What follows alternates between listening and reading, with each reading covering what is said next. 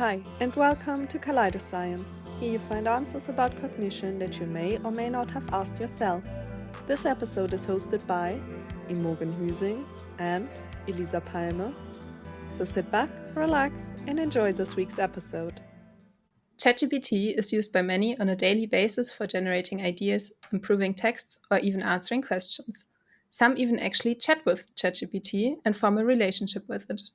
Today, we talk to Takuya Maeda about his research on parasocial relationships with chatbots. Takuya is a PhD student at Western University in London, Canada. He did his master's program in information science and engineering at Nara Institute of Science and Technology. Welcome. Thanks for having me. And as always, we play our short get to know game at the beginning, where I will give you 5 sentence beginnings and would ask you to complete them as spontaneous as you can. Okay. Our first sentence is, as a kid, I always wanted to be. Oh, that's a good one. I always wanted to be athlete. An athlete. Yes. Did you do athletics as a kid or? Yes, I play like a lot of sports, like baseball, soccer, basketball, and track, and volleyball. Yeah. So I wanted to be one of the, I wanted to be good at something, but then, I injured my shoulder, so I ended up not pursuing anything. But that's kind of led me to study more because I didn't study that much when I was younger. Fair. Our second sentence is, if I was an emoji, I would be. I think I would be the one that has like a weird dokey face with the glasses on. That would be me. Which one? The one who's kind of having the glasses with the mustache, or? Yeah, like that has like a two teeth coming out. It was a glass. Oh, Like the kind the nerdy one. The nerdy one. Yeah, the nerdy one. Yes, Okay, yes. okay. Yes, that one. Okay, our next sentence. My favorite thing to do on a day off is. I think that my favorite thing is just like walking around the parks because in London there's a lot of like a trail. So I usually go on the walk with my partner. But other than that, we usually have like potluck and hanging out with friends. That's usually what I like to do when I day off. Sounds like a pretty good day off. It is, yeah. Next sentence. Right now, I'm most fascinated by. Ooh. So like in terms of non-research related fascination, it would be a rock climbing. So Nice. my partner's Interesting. sibling's partner is like so into rock climbing, and he tried to like get us into rock climbing, and we did it first time, and it was like it was pretty like therapeutic. Like we thought like it's gonna be a lot of like a physical like work, but then when we actually do it, it's kind of like it's kind of like a puzzle game. Like it's very like nice being in the nature, and then doing your like using your body, but then like you also like trying to figure out how to like get up in the wall. So I thought it was very interesting. And then in terms of research, I'm interested in how people might get like stimulated by social interaction. Like, is there any connection between the social interaction and the brain function? Mm-hmm. That's something that I recently talked to my supervisor and thought it was kind of interesting. I don't know whether I'm going to pursue this, but I thought that was quite fascinating to think about. Yeah, that's really fascinating as well. And our last sentence. I know it's time to call it a day when. I think there's a couple points, like when I get hungry. Also, Valid like, reason. also when I stare at the computer for 30 minutes, like not thinking about anything, I was like, okay, I should go. Or I just need to have a chore to do, like need to go to grocery store or do laundry or something like that. Then I'll call it a day. Yeah. But those days usually I will come back at the like during the evening sometimes to finish some of the work. But yeah, I try not to work during the night. Sounds like a healthy choice. But I try, so not always successful, but But I think that struggle many people in academia have. Like sometimes you just end up sitting in front of your laptop at like 1 a.m. and you know it's not smart to do it, but well, Yeah, sometimes you have to do it, right? Kind of like everybody sleep and it's so quiet. It's kind of nice sometimes, like you work in the 1 a.m. But at the same time, yeah, you're right. Yeah, I think that it's not always that healthy. thank you so much for answering our questions. Before we go into our now to our interview conversation, can you tell us a bit more about what you did in your master's and how you got to the research field you're working in now? Yeah, that's a great question. So during my master's, I was in the social computing lab, which we that was a lot of like social media data, and then the other half of the team was like our lab members are working on the health information science. So like they're working with the like EHR, like electric healthcare record, like a health record, or patient data to sort of analyze like the textual information on these like health information, like health data. So I was working on mainly on the social media side, sort of try to understand how online abuse occur, and then like what type of languages people use, and then sort of comparing between Western context and in the Japanese context, because of there's a little bit difference in terms of language use. Obviously, the language is different between Japanese and English, but there was also differences in like the sort of practices on the platform. So that was kind of interested in, and I was interested in the ethical aspect of it because of the how automated systems might detect toxic language, but the toxic language that they detect might be just using as a sort of their everyday use. For example, like in English, like African American English might use some of the like like the not following the grammar, or like they might have a different like sort of like a swear word, but then they are using it sort of like as a the casual way, or like they're using it as a part of their culture, like it's a part of the identity that they are owning it. But the automated system kind of ignores those like cultural nuance. So like my master's program sort of understanding what are the ethical problems around language technologies and how they take in consideration about the stakeholders. And then that led me to more exploring into the social science side of technologies. So I moved from computer science to sort of like information science and media studies kind of like territory. Um, and the reason why I'm doing what I do is actually the interesting happens is when I started my PhD program, I was at this workshop on AI and distrust workshop, which was hosted by Weston, and then I sort of interact with different people.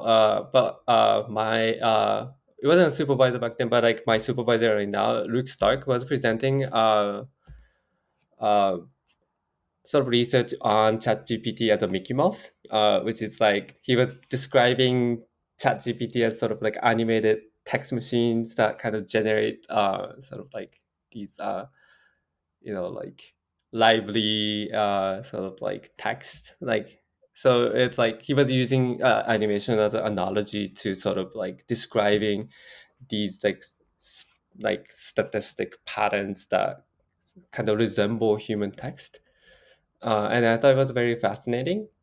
Uh, so that's how I kind of got into human computer interaction.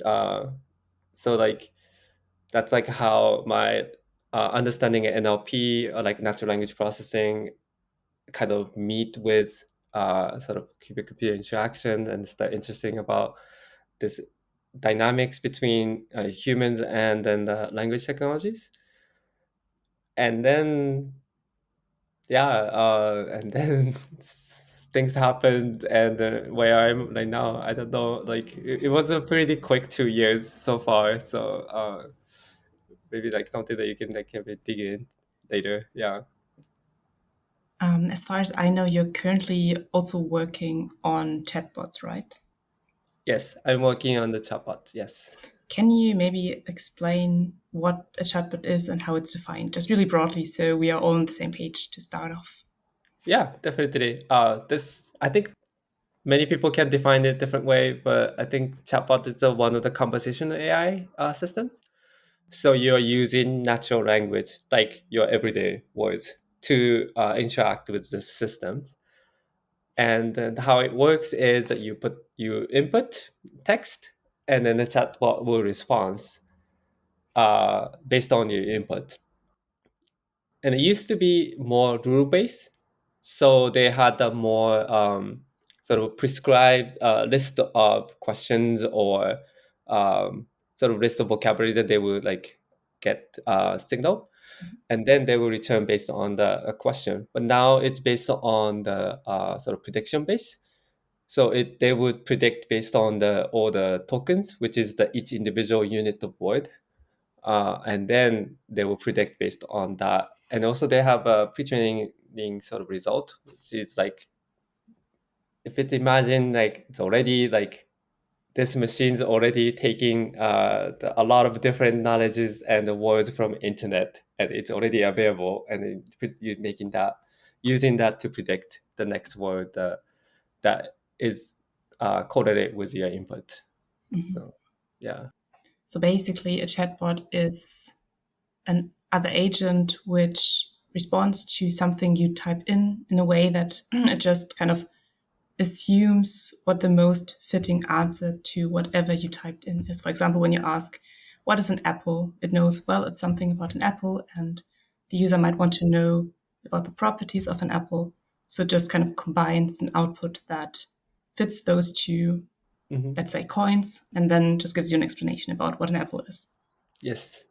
And also like based on like Apple, like they have a context window. So it's like if the apple is apple the fruit, or if the apple is a company, they will try. I think the machines are trying to predict based on like maybe like the apple was capitalized, then they will probably assume it's a company. If it's like coming with a word like what is the taste of the apple, I mean they're probably not going to go to the property like apple product or anything like that, right? You probably generate something close to the fruit.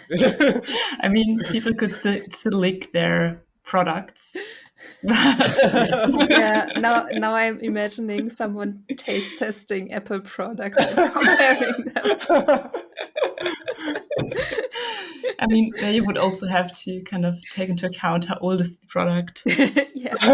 where was it located last. And you're also working on parasocial relationships. Yes. Before we go into the combination of those two quite distinct topics, can you also explain us what a parasocial relationship is? Oh yes, parasocial. So parasocial relationship comes from the like old media text. So it used to be from maybe the audience and then the TV personality.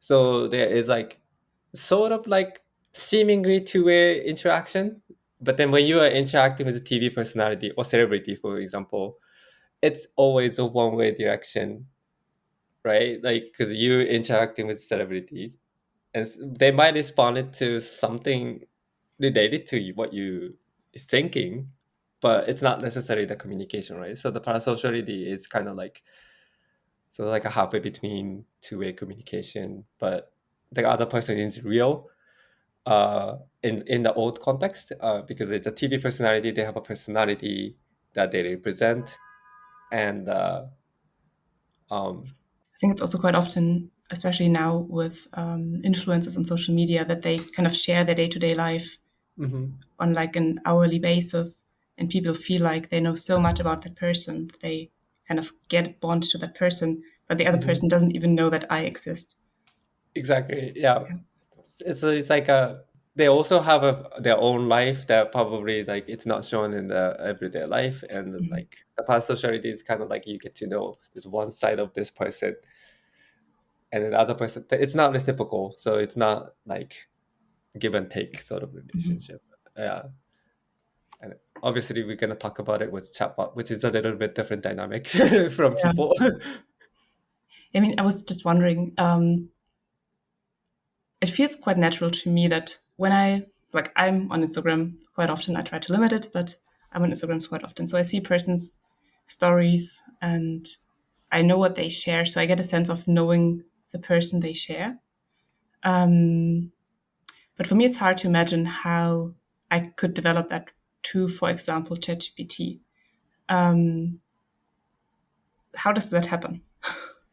I mean, if I exactly know how it happens, I really want to know, but but I think it's a combination of thing. So for example, when you are talking to chatbot, which is a little bit different from like you're talking to a person. Like person can decide, like let's say you are approaching to some, I don't know, K-pop star and on the Twitter or Instagram or like any social media, like this person can decide whether they want to respond to this fan or not, right? But the chatbot is based on your input, so it will always return some type of output, whether it's like, well, if it's a safeguard, they might say I can't do it, but the user at least get the feedback from the systems. And also it's always it tends to output something positive about the input of the users, because of the language technologies are not really good at sort of like having like a negative responses, or sort of going through a negative, like a double negative sort of sentences, or like it's difficult to process negative sentences. So they might be like outputting something that reinforces the inputs of the users, regardless of whether the user's input is good or not. So it can get into the sort of like echo chamber of the sort of the text. So like echo chamber is like you do it with the social media content, right? You click one thing and then you just get the similar content. But with the chatbot, you're doing that with your responses. Mhm. Yeah. Yeah. So that could be the one way that you start leaning to chatbot, I guess. And also, like, when you have a parasocial relationship to an actual human, which doesn't know that you exist, Mm-hmm. you kind of, as far as I understand the concept, create a relationship to an imagined version of that person that you kind of create based on whatever they share about their lives. While in a chatbot, you still always get a response as long as you type some input. Are there other differences between kind of real people parasocial relationships and chatbot parasocial relationships, except for the response part? I think the difference is with the person, the experience is sort of real. Like it has the communication has a real impact on the other person. So like the communications are between, even though the other person doesn't know you.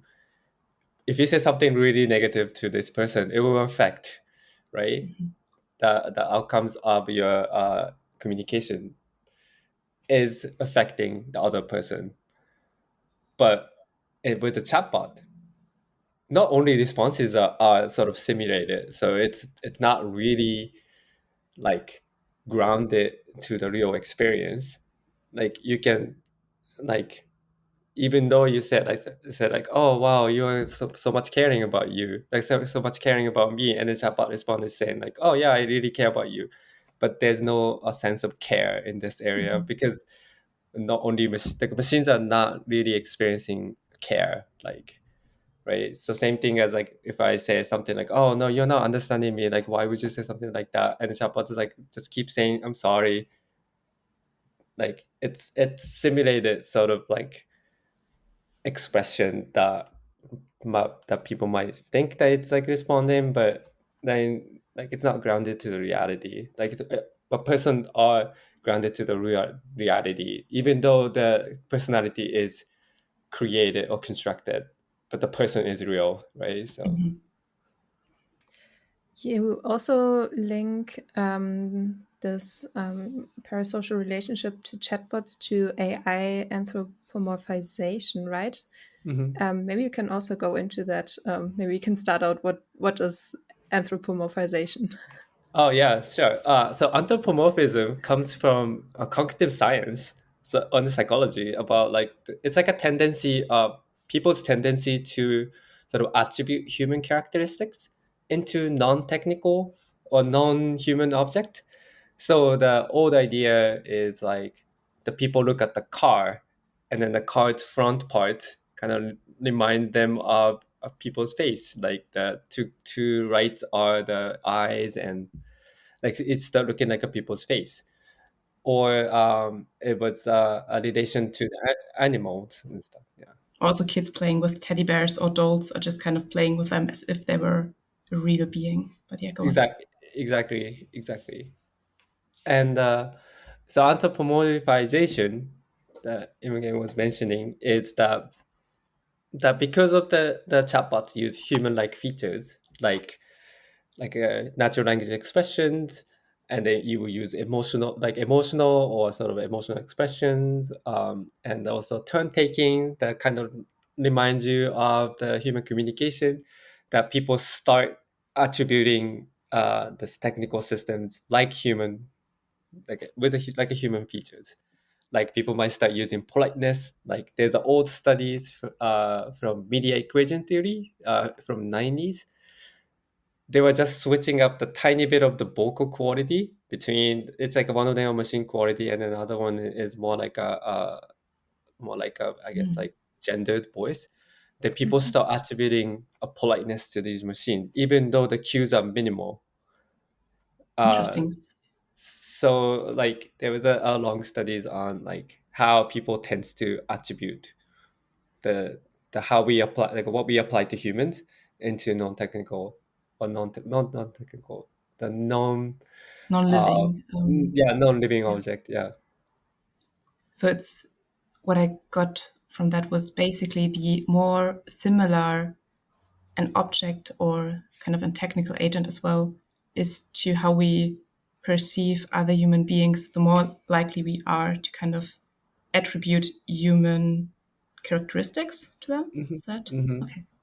Yeah, so when people see, let's say, the voice sounds similar to what they're familiar with, Mhm. they tends to attribute like what they would do to the people, or they might trust the information more because it sounds like more like what they are familiar with.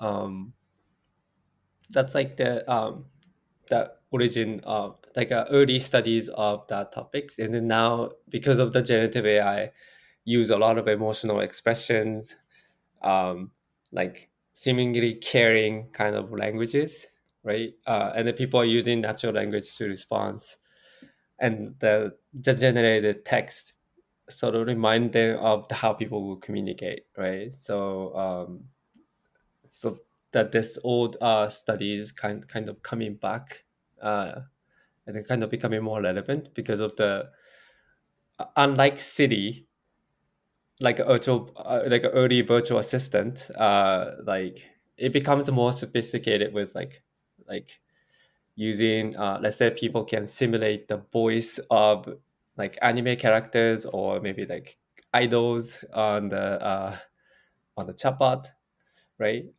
Or they can simulate the character or like a personality of certain fictional characters or the real person that they want.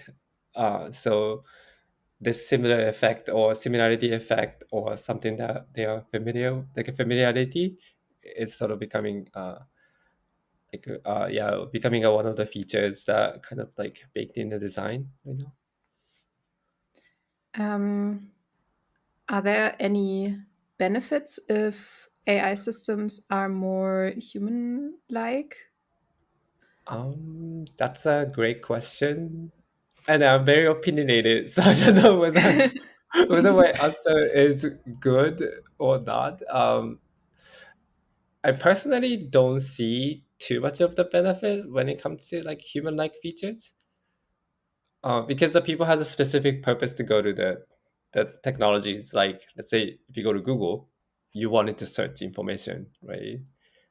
like the search bar doesn't need to remind you of the your friends, or like the having some like a person, like the celebrity that you like to like you have a crush on or something like that. It doesn't have to have a personality with a search. um but I guess it will be helpful. I don't know about that, when the using natural language or human like feature can be helpful in the context of technologies, honestly, unless there is like in a very tragic sort of like environment. I don't know, like that's something that I'm still not sure whether there's any benefit of having this system other than the fact that it's a very convenient and easy to interact. I think one context where I hear about this humanizing of AI chatbots is in kind of education. So, for example, to support students learning by giving them an agent that is more like a mentor tutor, but is still digital. Mm-hmm. And I know that I don't even know if that's still done, but I know that like some years ago, there were quite a lot of approaches of getting humanized robots into schools to support teachers in their teaching, Mm-hmm. which also kind of quite often faces different difficulties. So I'm also not even sure of its benefit. I just know that that's one kind of practical area where Mm-hmm. I know there has been a lot of discussion on. I think I also saw that they use like Pepper, the robot, in nursing homes sometimes to socialize with the Elderly. people there, because the staff doesn't have the time for that anymore, which is kind of nice, I guess, but it also sounds so dystopian. Yeah. Like we've overburdened our staff so much that they can't interact with the people there anymore, so we use robots for that. Mm-hmm. I totally Makes agree with sense. I totally agree with the part that kind of has that tension between the empowerment versus like with there's other social problems behind this.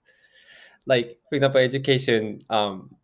Yes, it can be empowering to the student to use chatbot, but at the same time, like for example, I'm also English as a second language, right?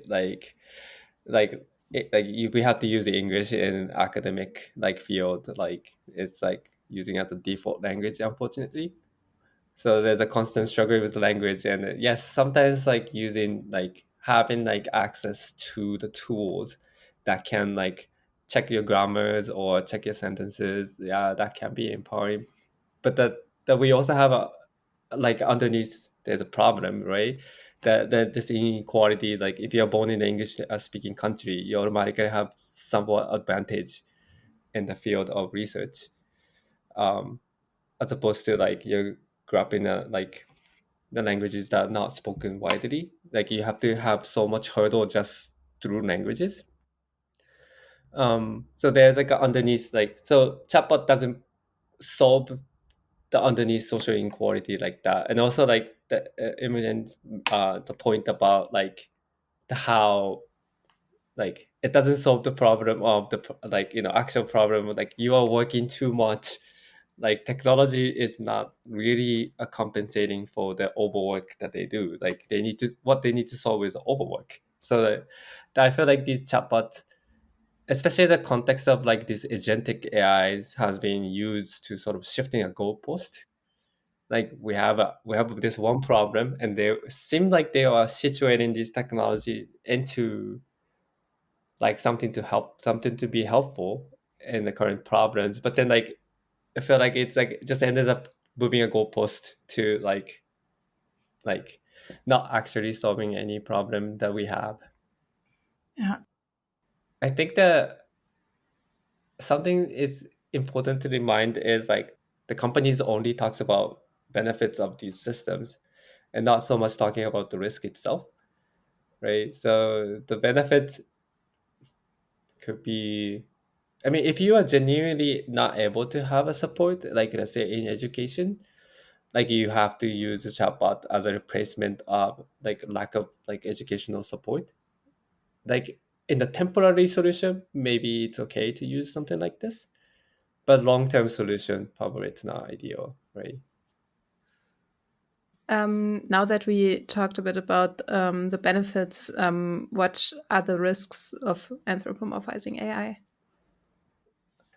So we kind of talked about benefit, but yeah, there's a more risk, obviously. I think that one of the risks would be the emotional dependency, which you see a lot in the current media. Like people overly rely on these chatbots to sort of replace human relationship. Like for example, in the case of like teenagers, like some of the cases like ended up in a tragedy, like committing suicide, but they are like literally like not cutting the human relationship like a friendship or anything like that, but they don't have anyone to have like communicate with, and then they ended up talking to like this personified chatbot. Like one of the cases about was that this character from Game of Thrones sort of interacting with this character from Game of Thrones chatbot, and this teenagers ended up being like sort of in this like echo chamber, like so it's getting to the point that the chatbot responses was so toxic, like it talking about like death, afterlife, like we'll be together in the afterlife kind of sentences, and teenagers are not developed like fully, right? Like they're still developing, their brains are still developing, and but these sort of responses are readily available right now. So that's one of the urgent risk, I would say. Is a like there is a chance of emotional dependency, and it could lead to the very harmful consequences depending on the person. And the other one would be the that these chatbot to be assigned with the social roles that are not necessarily good at. Like for example, like it's being used for AI therapist, but then the therapist sort of requires the skills to understand the people, like a patient, like understanding patient condition, their context, like the responses need to like skill to understand what the patient potentially need in the given situation. But chatbot will respond whatever is available in the pre-trained data or the user's input. So there's no sense of accountability when it comes to like prescribing like the ideas or advices that are like required for like a therapy session. So that I think like these two could be the very urgent because the people being using these chatbot for that purposes. I think there's just what I get out of that is just one of the main risks is that people are not aware enough about what a chatbot can do, what it can't do. So maybe it might make sense to just go into what like large language models, so the basis of a chatbot can do, where the limits are, to better understand why these patterns can arise and also kind of, well, just how they arise, but also how to recognize that it's just a pattern and not a real interaction. Oh yeah, that's I think that's a very important point. But I think that some cases people are aware that these are technologies, and in that case, what kind of actions we can do. Like for example, there is a disclaimer said these are not real responses. It's based on like technical output. But some users are probably not even care about these kind of disclaimers or not even read it. It's like same as terms of service. People actually just like look at it for 5 seconds and then just click accept, right? Yeah. But there's actually a lot of text involved. So uh, the one of the risk could be that even though people might aware, they might be using, or they might not they might be aware of technology itself, but they might not be aware that they are actually like influenced so much with this bot. Like they might be formulating like the thought that they didn't think about, but the chatbot is kind of like affirming their responses, so it will reinforce whatever the thing that they put. as like something positive. So Yeah. I think it's also interesting to observe when I talk with people who are like outside of this university context, outside of my study program, when I talk to them about chatbots, LLMs, and so on, and realize how much it is a mystery to them, how much it's just I put something in and I get something out, but what happens behind what happens in the computer, I have no idea. Like for example, I always just assume that people are aware of the environmental consequences or the environmental impact of AIs or large language models, to be more precise here. And then I realized that like probably 90% of the population, at least in Germany, don't really know that. I'm sorry. I kind of got distracted. Could you help us maybe unravel what large language models can actually do and what they can't do? Because Imogen just mentioned that people don't really understand how the answer they get kind of is created. Like once you kind of learn a bit more about chatbots, you know that it's a statistical calculation of probability of an answer.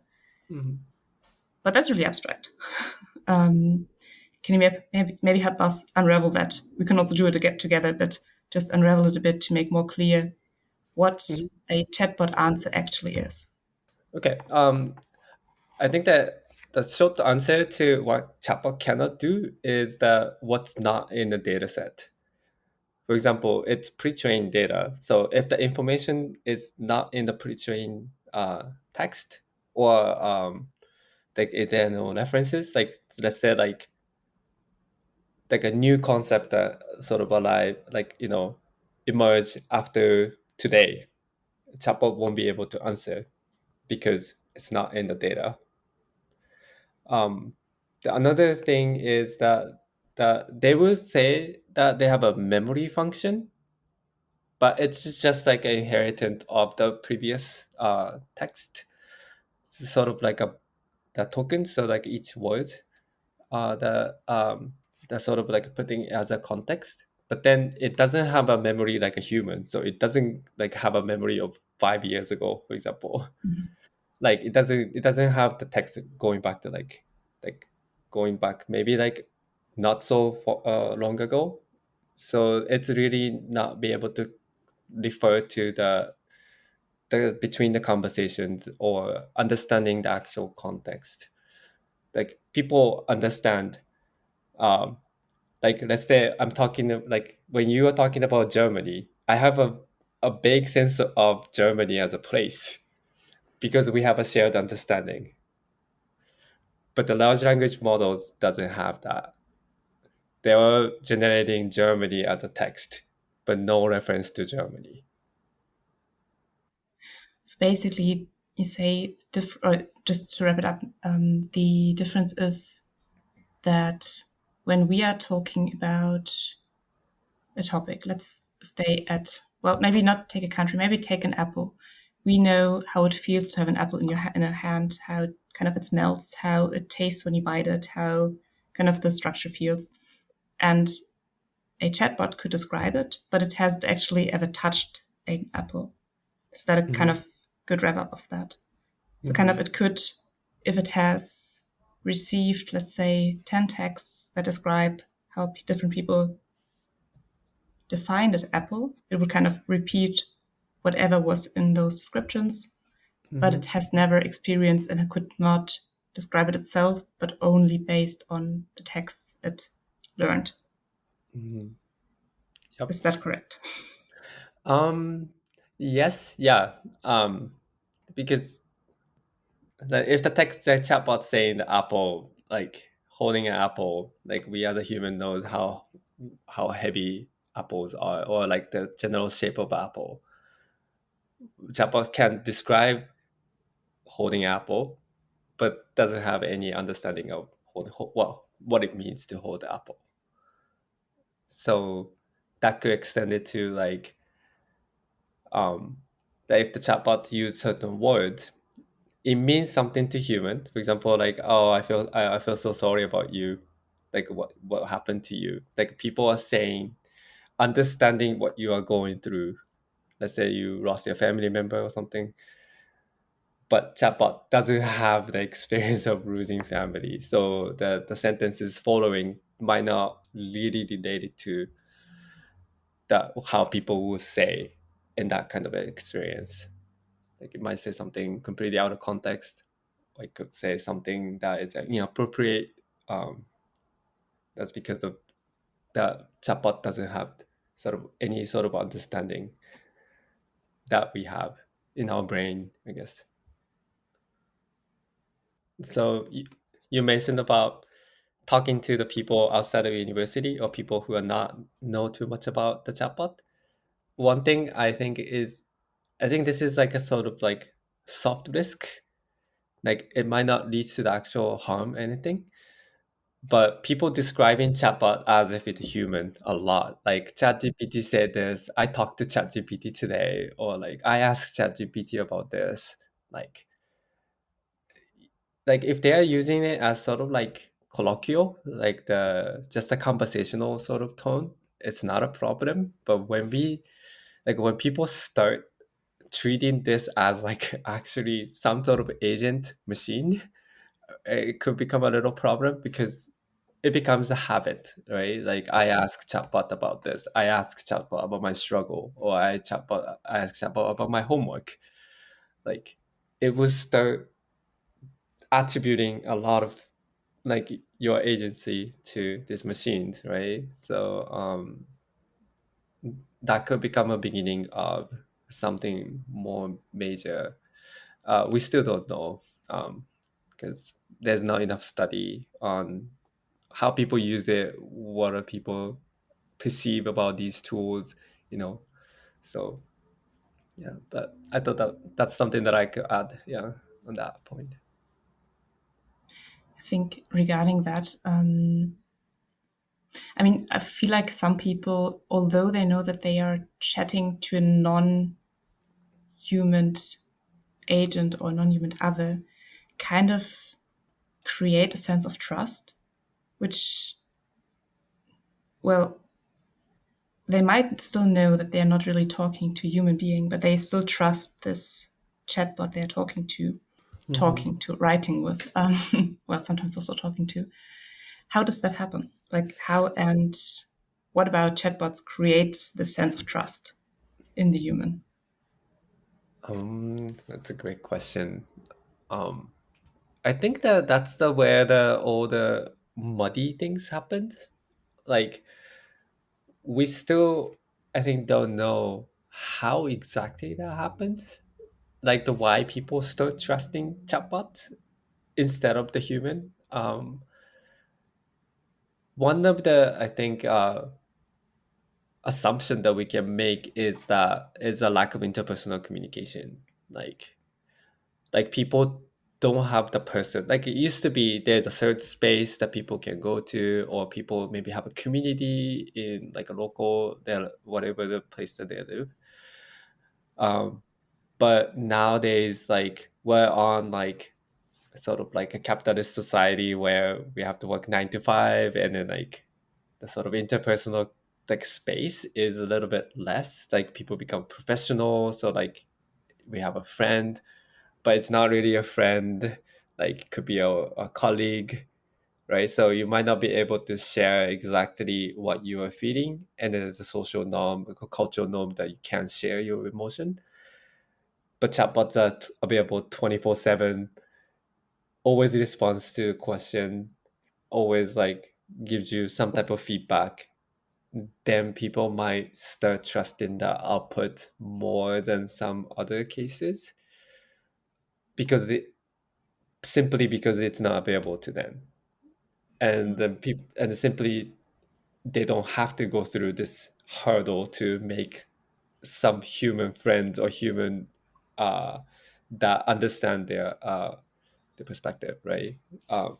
So that in terms of trust, I feel like that could be one of the cases. But I think trust is a difficult concept because the people might trust things in a different way. Like people might trust the tool because it always works for them, right? So yeah, so something that we might need to unpack about like what it means to trust chatbot and why people trust chatbot Yeah, instead of human. Yeah. makes sense. I mean, what I thought about asking the question was also in the direction of a chatbot usually gives an affirming answer. So they usually don't tell you, well, that's something you did wrong or you're an awful person, like what could happen, like which is a threat in real human interactions, Hmm. which at least, or I could imagine that at least that's also one part that attributes to that. Yeah, definitely. Because you are guaranteed to not get the negative answer Hmm. almost. So unless you instruct it Yes. on the prompt, but Yes.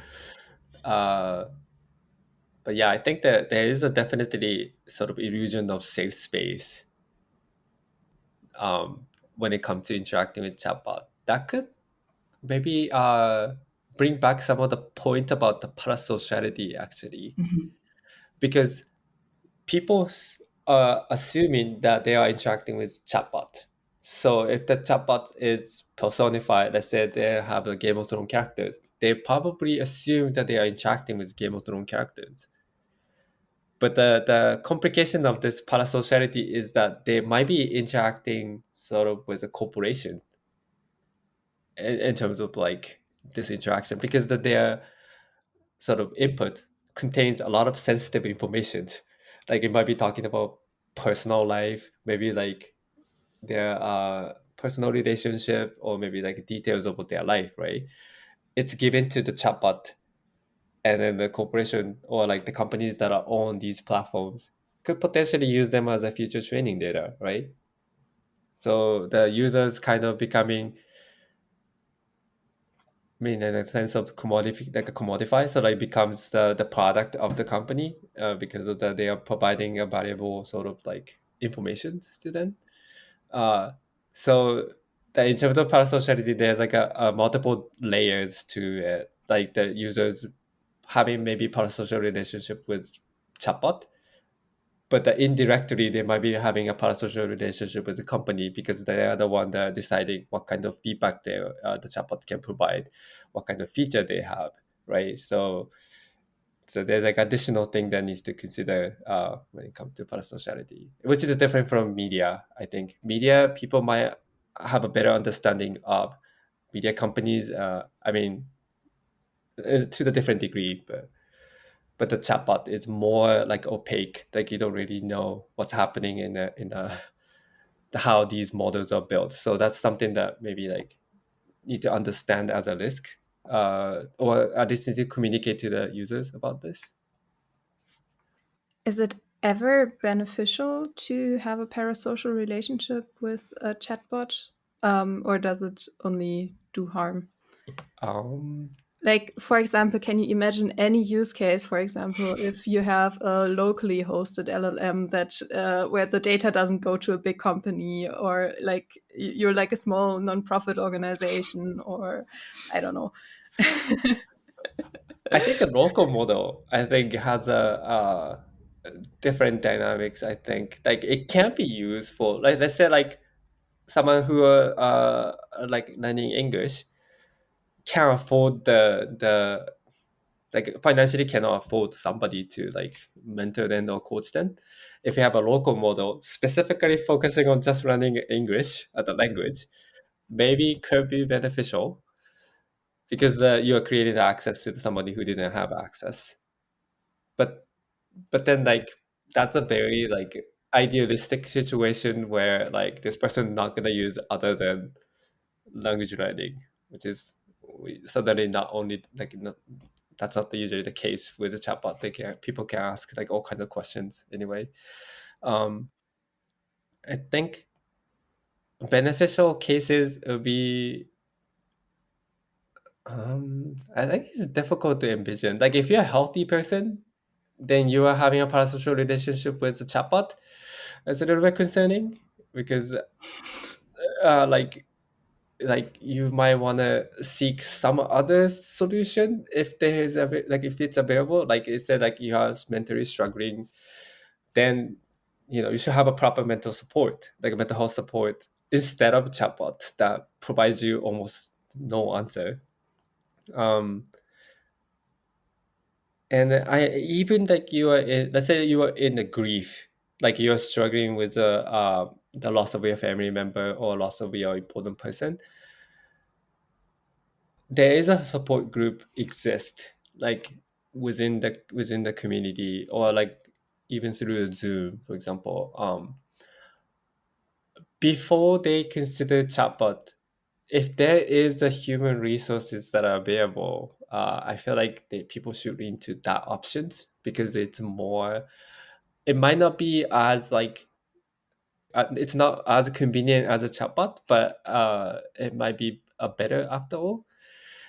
So the beneficial case is only like the fringe case where like this is not a ideal solution, but there's like there's nothing else like is not offered to you, then maybe. But I would be cautioned about like promoting benefit over risk because there's more risk than benefit for sure. I think that's one part, at least I feel like, which is discussed, I would say, most often, that, for example, when you can't afford therapy or when you're waiting for a therapist to have spaces or kind of capacities for you, that it's still better than nothing to use a chatbot, also for other cases where you are waiting for a real human resource to support you. But then again, who's making sure that your data is not used against you at some other point, or that your data stays your data and not the company's data now? And I feel like that's one part of the ethical view of parasocial relationships to AI or to chatbots, which isn't really worked out because there are just no policies on it. And also, research is just starting because it was companies that were like, hey, we have this new tool now, just throw it into the wild and we will see what happens. And of course, once you have a tool, people will use it the way you can use it and in a way they need to use it. And just the regulation is way too slow, I guess, on that, and to protect the users and also make sure that the tool you use doesn't do more harm than benefit. Yeah, I think you brought up the important point about like responsibility, because right now like these chatbots are framed as technology product, so it is the product to provide the technological sort of like service, right? But they're not framed as therapy chatbot or companion. I don't know how to frame the companion service, but it's not like framed as such as a service like that. So when the harmful like consequences outcome happens, they can get away from this because they can just say this is not how it's designed, and people just use it for the wrong use, right? But then the responsibility and accountability needs to go to the platform as well, because they provide that sort of features, right? That people could potentially explore that out. So the policy needs to really like policy and regulation needs to really like emphasize that point about like how we can regulate these systems, or how we can make like a platform as accountable when the harmful outcomes happen. I think that's also my like current interest as well. Like now the framing of the sort of theories and framings exist, how we can communicate it to policymakers and sort of bring it down to the regulation, like what needs to happen basically to mitigate these kind of harmful impacts, right? Yeah. Another point about the data, not against to the users. I think that there need to be some type of rules about like how the training data, like which data can be used as a training data and which cannot. There's a tension with the copyright issues with these training data, right? Like a lot of like lawsuits against these platformers from the media companies or the book authors because they are using these things, like using these data without their permission.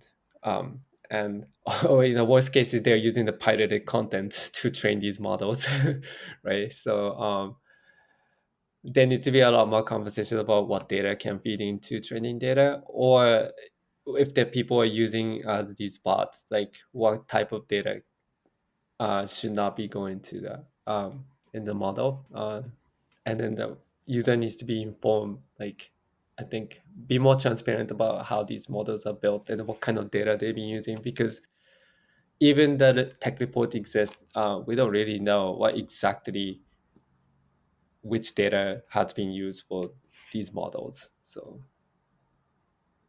yeah, there needs to be a rulemaking about that too. I'm actually curious about what's your guys' thought on this this topic. Like when you learned about it, what was your thought? Like, oh my gosh, like why people think that? Or like is it more like you're interested in like, oh, I can kind of understand? Or I think the first time I heard like in my social circle that somebody was using ChatGPT to actually talk about their lives, um, for me that was quite concerning because, yeah, you don't really know what's happening with your data. That's like sensitive information you don't want some company to have access to, and also it's not regulated at all what type of feedback you get. But I talked to her about that, and I mean she's also a researcher, and I trust that she's kind of using it responsibly. But yeah, to me, it's really, really creepy. And I only use LLMs for like more technical tasks. Like I would not share any personal information about myself. I also start looking at this because of the my cultural background as well. So I'm from Japan, where we have a epidemic of uh, like loneliness, like a loneliness, and also people being isolated as being a big issue society in Japan. So like I have like a big concern, like we did chatbot available like 24/7, and there are certain numbers of population that have no sort of social interactions or social like a connection, and people are increasingly less likely to make friends or like having like no connection outside of your family member or something like that. So there is a issues that this could sort of worsen that kind of problem, right? Because people doesn't need to seek other people. They just need to talk to the chatbot because they will answer for you. They're not gonna reject you. There's no peer pressure that it exists in a society. So it's like I yeah, that these kind of I think impact might need to look at the different cultural sort of standard. Because I'm not sure like how is it in Germany. There might be some overlap with Japan as well. I think, but I think each country has a specific social problems within the interpersonal like interpersonal relationship or interpersonal connections.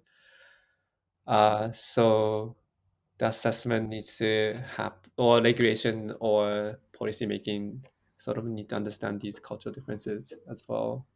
Because like some cases, people are a lot more positive to use chatbot, like cases of Japan, because of that people don't want to interact with people, but that doesn't solve any problem.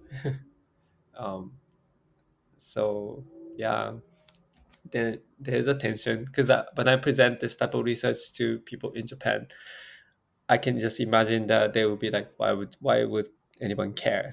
Like that doesn't sound like a concern to me because it's available to me, and then these tools are better and have more benefit than the risk. So like communicating that what is the exact risk is like, yeah, actually very important. It's something that I'm also like think as a challenge is working in this field, honestly. So yeah. Okay. We always close with one last question, which is, well, how do you understand cognition in your research? So, what is cognition for you in the research you are doing? Oh my, that's a big question. Oh my. Cognition. I think it's like I think it brought up today's conversation as well. It's kind of mystery. Like how we see world is somewhat shared between us, like between people, but we always have a different interpretation, different understanding. So it goes to like all kinds of directions that I was like, it doesn't like it's not intended. So I felt like it's fascinating to think about cognition because it's just there's no one right answer, and then there probably would not be any right answer, and then there like yeah, it's just there's like a multiple sort of direction that could go. It's always fascinating, and it's also challenging to sort of working as a part of the research.